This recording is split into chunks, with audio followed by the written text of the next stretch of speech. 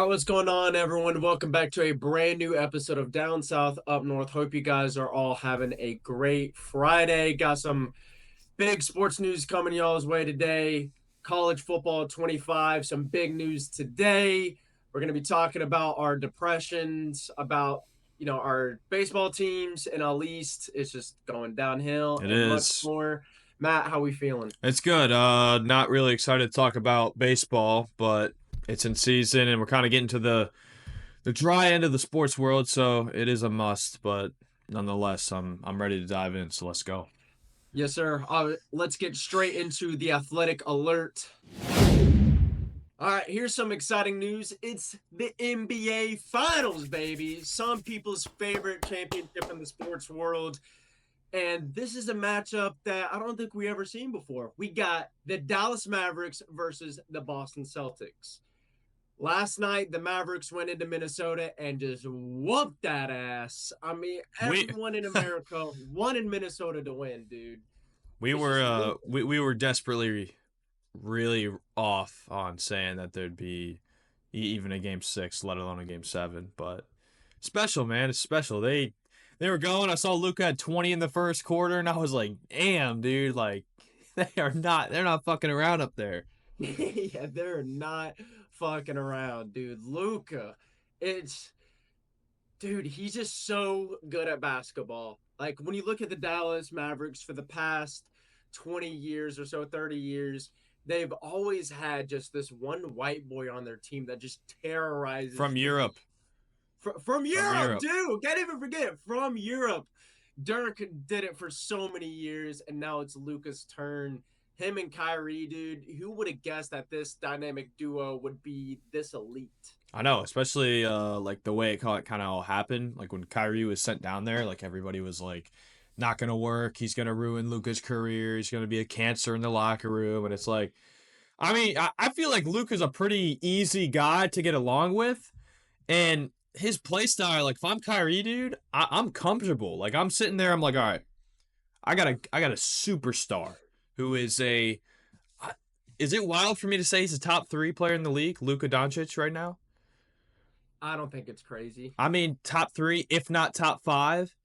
And if I'm Kyrie, I'm like, dude, all I got to do is run the point for most of the game, execute the facilitation of the basketball, and just put up 20 to 30 points a night, which I know is a lot easier said than done, but Kyrie's been around, right? Mark Yeah, Cuban went on that podcast. It's like, this is not a 19-year-old Kyrie Irving. This is not a 25-year-old Kyrie Irving. I was about to mention that. Right? This is a 31-year-old matured Kyrie Irving who all you can really do is just teach.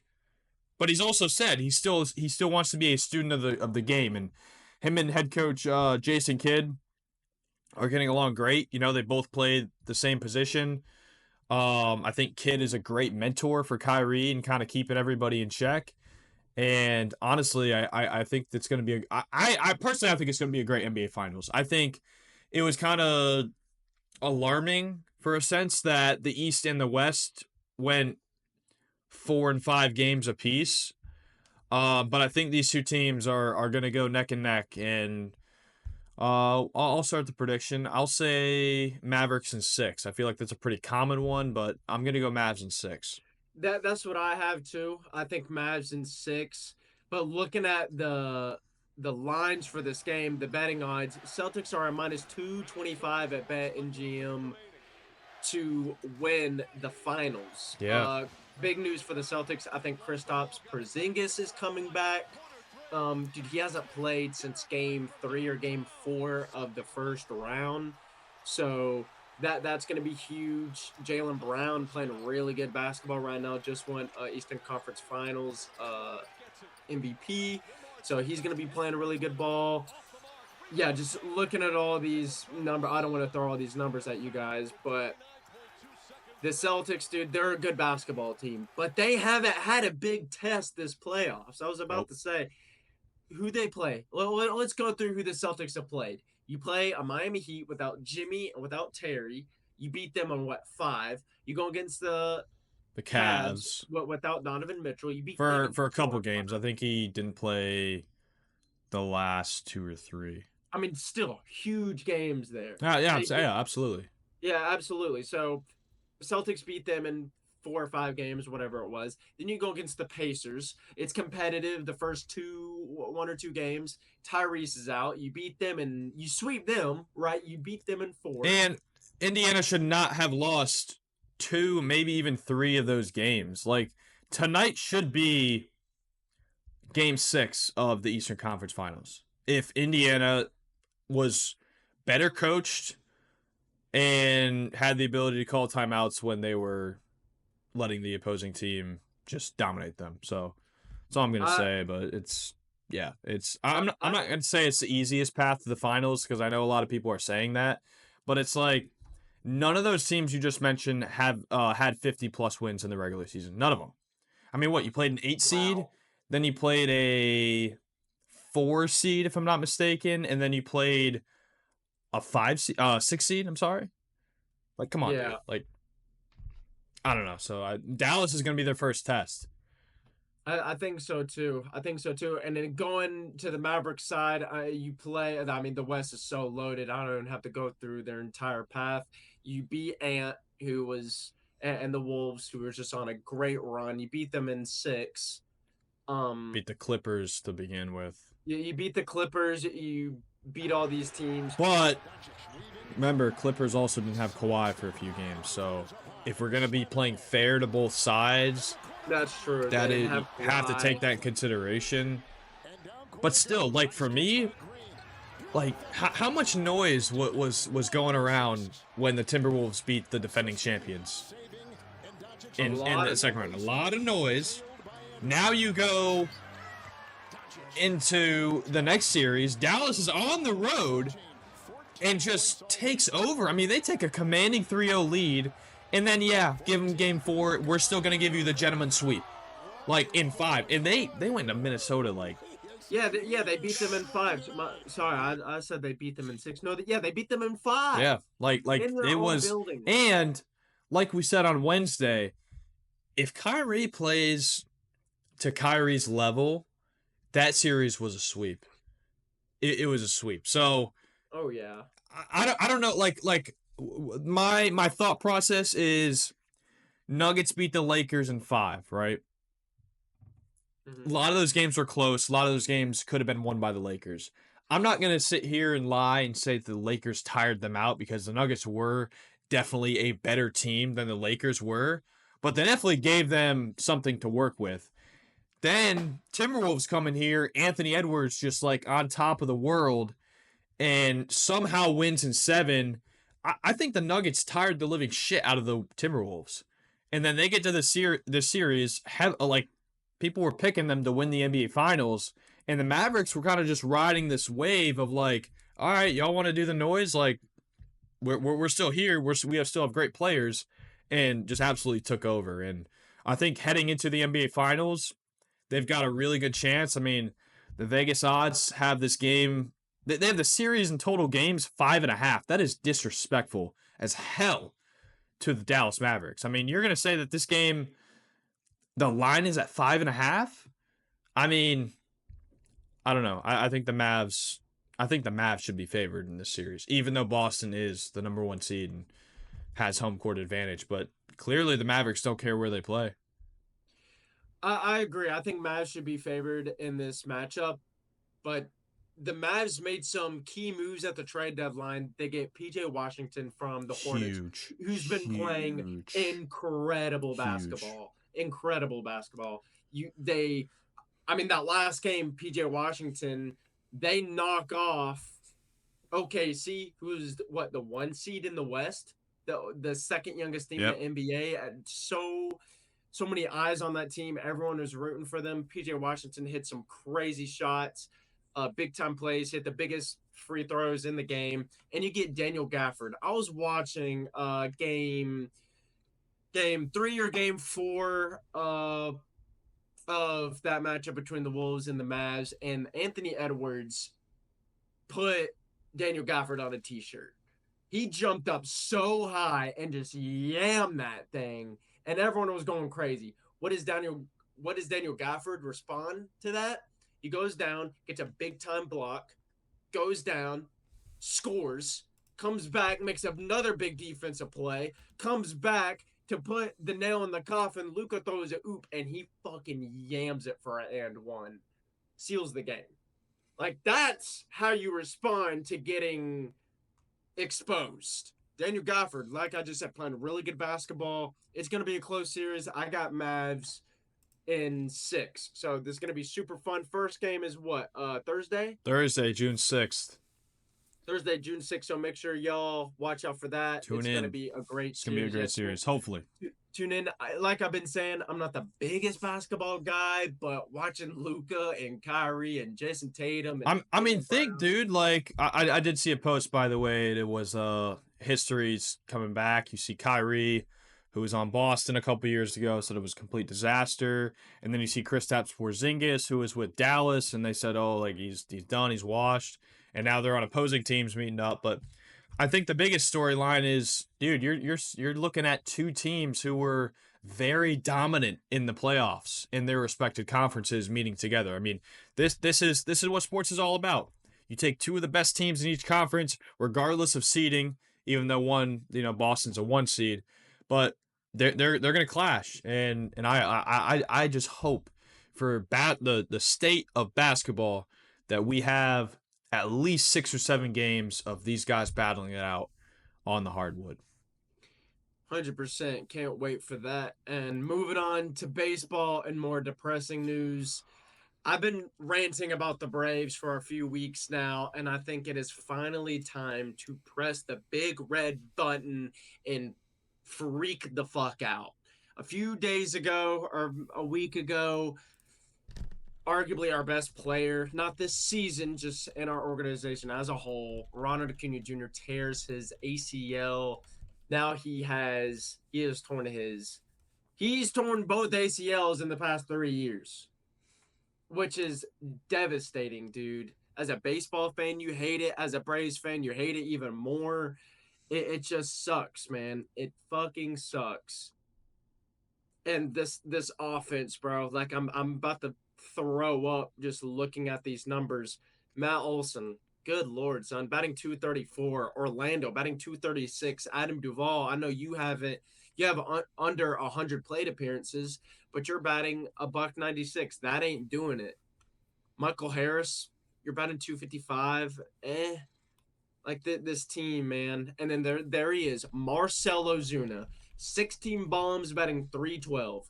Who would have guessed that Ozuna for the Braves is leading this team in every stat? And to make it even worse, we play one of the worst teams in the NL East, the Washington Nationals, and we get our ass handed to us.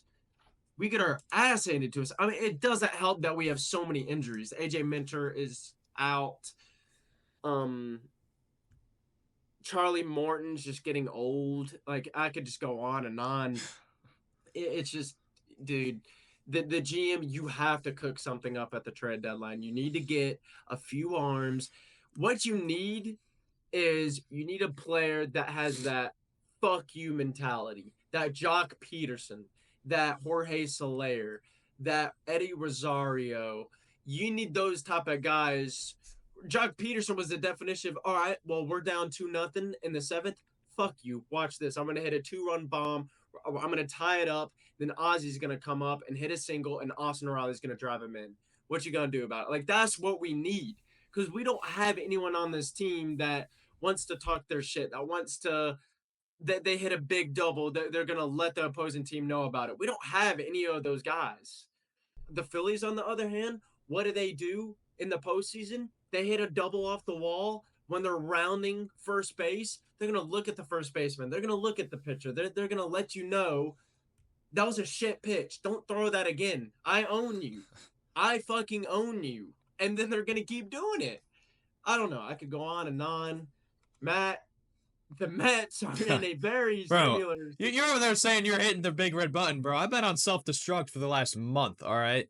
Like, this is terrible. Like, you think you have it bad? I'm going to... All right, today is May 31st. I'm going to go over the last 3 weeks with the Mets, okay? May 10th, play the Braves. Lose that series 2-1. lose 4-2, 4-1, and then win 4-3. Then we lose 3 out of 4 to the Phillies. Then they lose 2 out of 3 to the freaking Marlins. Miami Marlins, yeah. Then they get swept by the Guardians for the first time in Guardians franchise history, I believe I read. Then they lose 2 out of 3 to the Giants. And then they lose all 3 to the Dodgers. And then last night they won 3-2 against the Diamondbacks. So they like haven't won a series in like months, in like a month. They've just been doing nothing. And finally they beat the Diamondbacks, but when's the last time the Mets had a convincing win? 7-3 against the Marlins, but like what's the competition there? And look, I mean, it's just everything is boiling up. Like we're not even in June. We just got to June. And everything is just like on fire. Everybody's just screaming, running around. You have Steve Cohen tweeting, "Oh my God, we cannot wait for you guys to join us on these 10 straight home games." And then less than 24 hours later, he's like, "What the fuck was I thinking doing that?" It's terrible. I mean, you can't make this up.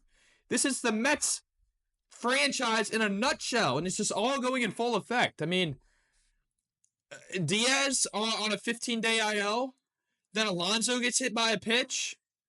Like if I'm Pete Alonso, I'm like, I'm not playing until the trade deadline, and I'm getting the fuck out of Queens, New York. I don't care where I go. I mean, it's terrible, dude. And then you get the news today that they're sending Christian Scott and Brett Baty to AAA. Brett Baty, this is his second consecutive season that he's being sent back down. Like, if I'm the Mets, don't bring him back up. Yeah. Like the slumps are ridiculous, and it hurts to watch. And then after what happened the other day, we're flipping our hats into the stands, and you know, supposedly saying that he was the worst teammate, even though everybody around the media world says he said that he was on the worst team. You know, this is George Lopez, by the way. Who he's out.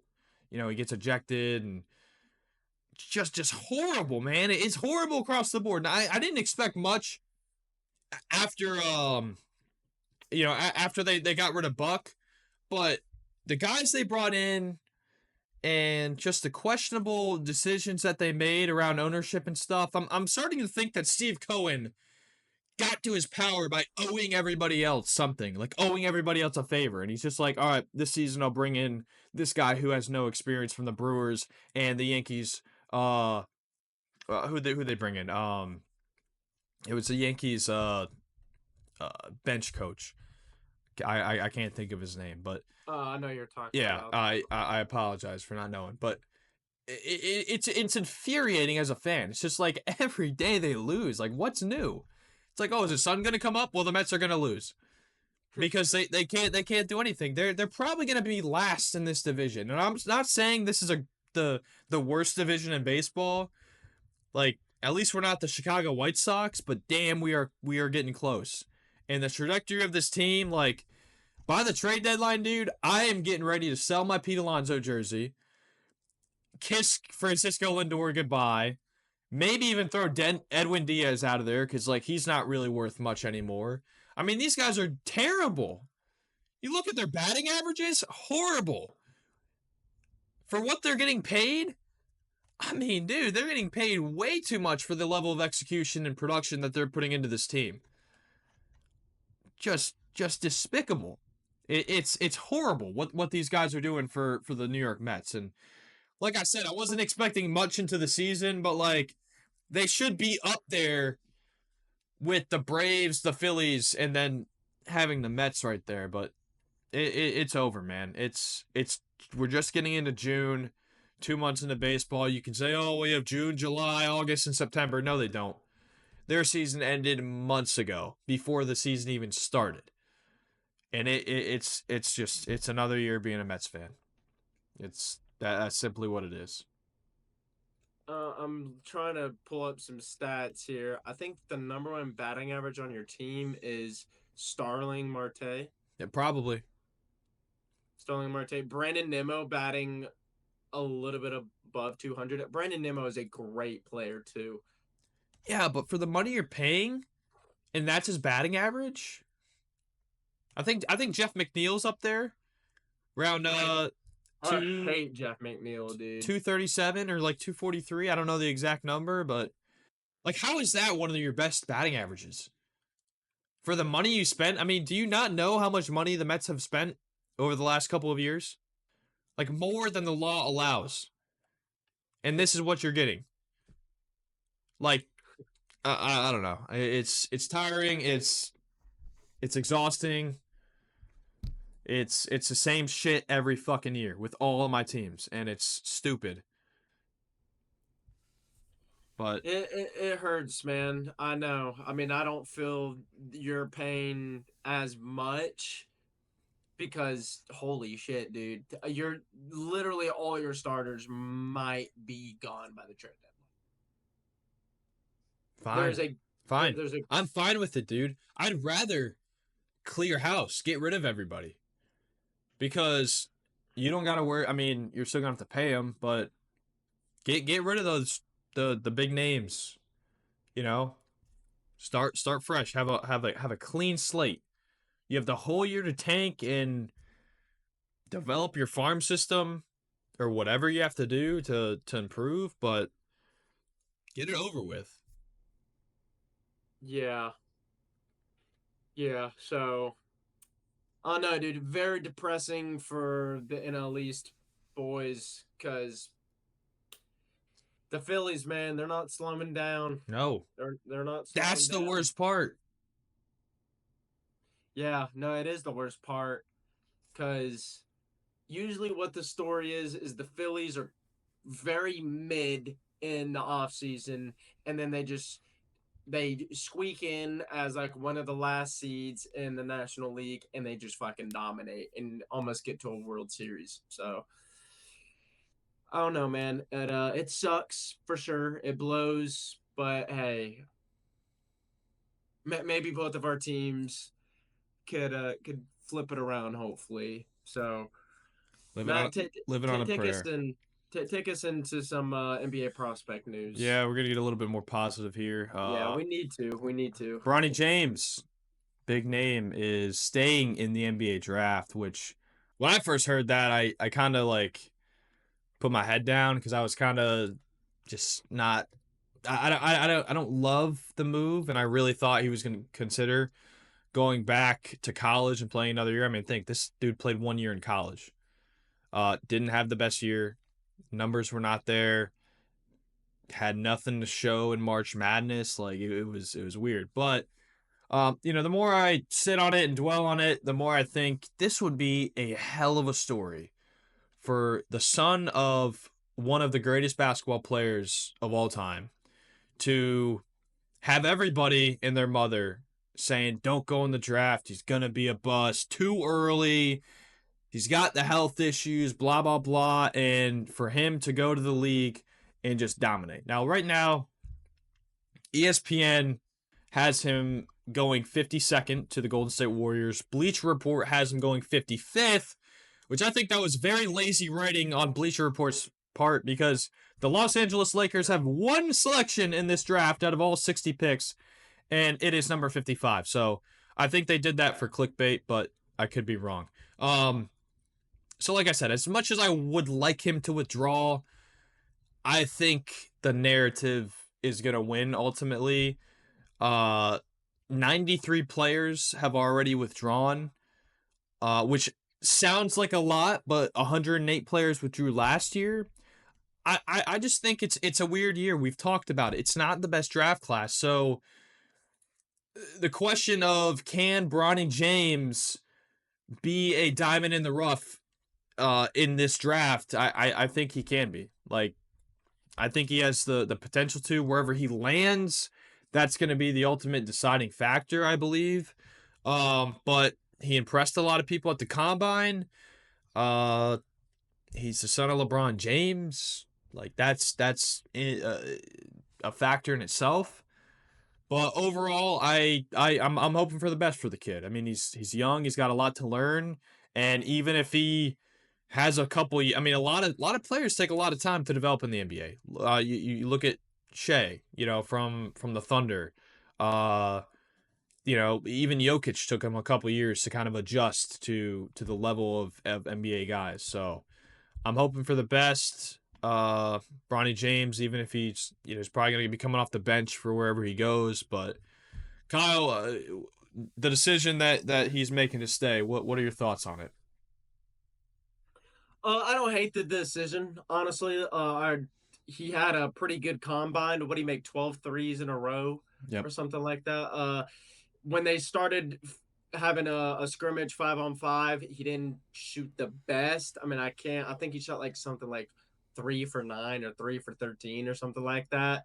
But he was like, hey, I'm a defensive guy, blah, blah, blah. I'm not looking to really score that many points in these things. I just want to show the scouts that I can play good defense. I have good basketball IQ.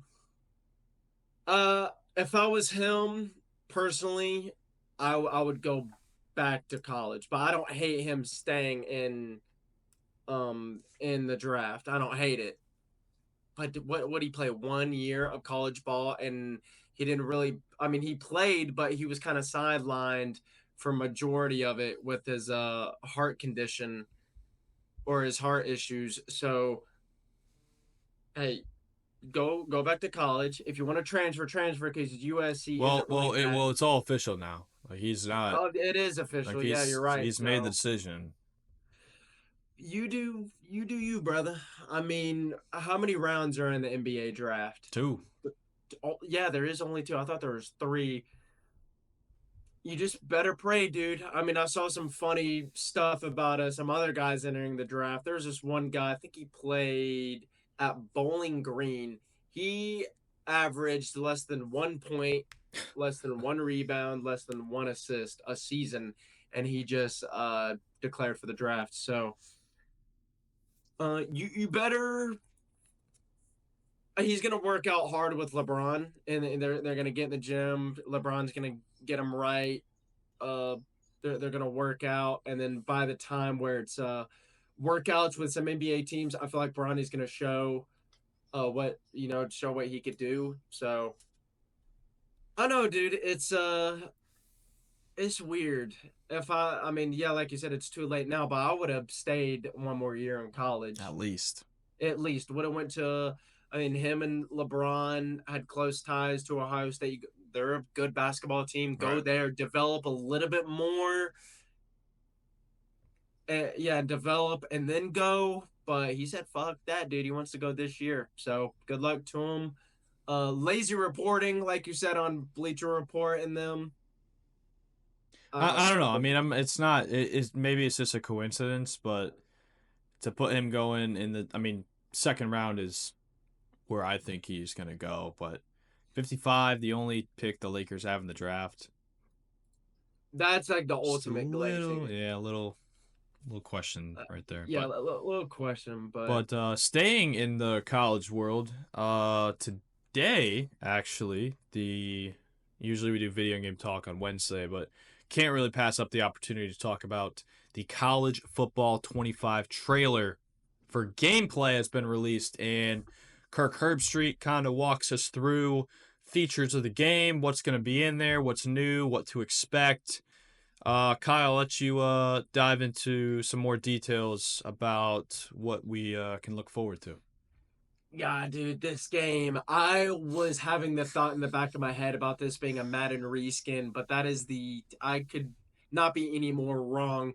Starting off with the wear and tear system, looks like it's going to play a huge role, especially for those dynasty guys that are going to take Kennesaw State, JMU, Georgia Southern, all New these Mexico teams. State.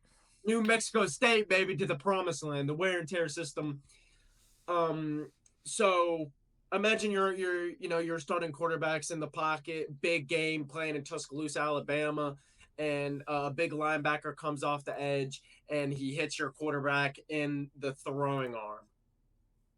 That moving forward, it's going to be a lot harder to throw that football with your quarterback since he just took a shot from a big linebacker.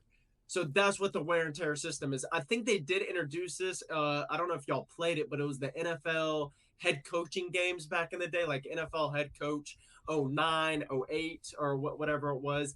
That's the system that it's going to be. So your which running back is takes a big lick from safety. He's gonna be out of breath. The wind's gonna be knocked out of him. He's not gonna have that energy to run the ball 50 yards or vice versa. All this other shit. So and when as Kirk Herbstreit explained, like that's what happens in real life, which is why another reason I hate Madden, because like if you get hit stick by like Ray Lewis, right? Like you're not gonna get most up. guys aren't getting up and just scratching it off. Like that's what happens in real life. And we were sitting here before thinking of like what player has done that, and it's like a lot of guys in college don't. You know, Jordan Travis, his season was over. Jaden Daniels, when he had that concussion earlier in the season this past year, he was done for a couple of games. Like, doesn't really happen, but even taking a knock to the shoulder or the leg, like, that's finally going to play a significant role in the rest of the game, which is good. Like, there's a lot of strategy involved in there, and at the end of the day, you want to make it as realistic as possible. That's why we play video games, to replicate the real world.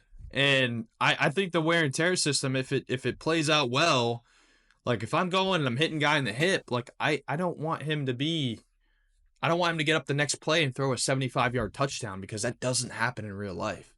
So I'm here for it. I think it's a great feature. Yeah, I like it too. I have seen people on the fence about it, but again, dynasty mode, it's gonna make you be smart about your substitutions. That And too. they're implementing home field advantage is going to be a huge factor in this game. I played the early NCAA's. That's literally one of the only video or sports video games I played growing up. So they had a thing called Stadium Pulse. Big third down, you're on the road. That place is bumping, dude. That place is loud. If you got a rookie, not a rookie, you got a freshman quarterback in, those routes are going to be squiggly. Your guy can't fucking hear the offensive coordinator. He can't throw the ball. But they're going to have some, it's not X factors, but it is like X factor like abilities, if you know what I'm saying. So they did a good example. Carson Beck and the Georgia Bulldogs, go Dogs, baby. They're playing Alabama on the road. It's a big third down. That stadium is bumping. But Carson Beck has this composed ability where he could see the routes normal. You know what I'm talking about when Yeah. the lines are scribbly. Yeah, Like when you hold LT on Xbox. Yeah, yeah. and So you can kind of see, all right, I got this guy going on a post route. I got this guy going on a go. This guy's doing an out route. The other guy's doing a slant. You know, whatever the route combination is, even with all that noise in the background, I can still see where my guys are going to go and what routes they're running. So with that ability, Carson Beck stood in the pocket on a big third down and threw a perfect pass to his wide receiver. But versus, a freshman quarterback, big third down, the wide receiver might run the right route, but your quarterback may throw it 5 yards in front of him or 5 yards behind him or 5 yards over his head. So abilities are going to be a huge thing this year, and unique playbooks. Custom playbooks are going to be a thing. They showed some stuff in the trailer where flex bone formation, all these really cool A formations, lot of options. a lot of options. They were showing that with I believe the Florida Gators were the team they were using, and going out there doing the side pitch, running those formations. An Air Force option. Yep. Yeah. And teams like that's gonna be fun, dude. That's what we miss about college football, or NCAA is what they used to call it, but now it's college football 25. That's what we miss about those old games, dude. You could take a team like Air Force, Navy, Army, or whoever that has the option playbook and just run that shit to a perfection and win a national championship. That's what we miss about those games. Dude, I'm so excited, dude. Just every day we're getting more news about it. I mean, Wednesday we just did gaming exchange on the game, and now the trailer comes out. All this shit's coming out at once. I'm just going to talk about it for a second because we are running a little long on time here. But Road to Glory, you will not start in high school. That's big news. That sucks. That really sucks for the Road to Glory guys that want to start as a senior and then you play your 10 games, win a state championship, then you go. I heard. Did you play Face of the Franchise in like Madden 18 or Madden 19? Do you remember that? Dwelled on it, not just explored it a little bit. Yeah, I think that's what it's sort of gonna Okay, be like. yeah. I mean, I could be very wrong, but that's the feel that I'm getting. They say it's gonna be a 10 to 20 hour mode. Like that's how long it's gonna take you to complete the Road to Glory. But hey, man, I mean, this is what we wanted. They're giving us gameplay. They're giving us the old shit that we wanted. The Stadium Pulse. It's not a Madden reskin, and that's all we could. It's all we can hope for. Yeah. So At least for this one. again, guys, July 19th. Write that. Fucking go on your calendar and just mark that day because a lot of banger content's coming out. This shit is gonna be awesome. Damn, can't wait. So guys, that's gonna do it for today's episode. Matt, how are we feeling, dude? Friday went a little long, but I know, but there's a lot of stuff. There's a lot of stuff. I think each of us had to get a little 3 to 4 minute rant about how piss poor play from our teams is pissing me off. Yeah, I had to go longer, dude. The fucking But dude, I think we're ending it off good, man. I mean, I'm anxious. Like we still have another month and a half, but trailer looks good. Like it's EA, so I'm not putting the bar very high. Yeah. But overall, it's good, man. It's Friday. We got a lot of good stuff this weekend to look forward to, so I'm happy. Yes, sir. All right, guys, that's going to do it for today's episode of Down South, Up North. If you enjoyed today's episode, make sure you like, comment, subscribe. Check out the socials down in the description. Hope you guys have a good weekend. We'll catch you Monday. Peace!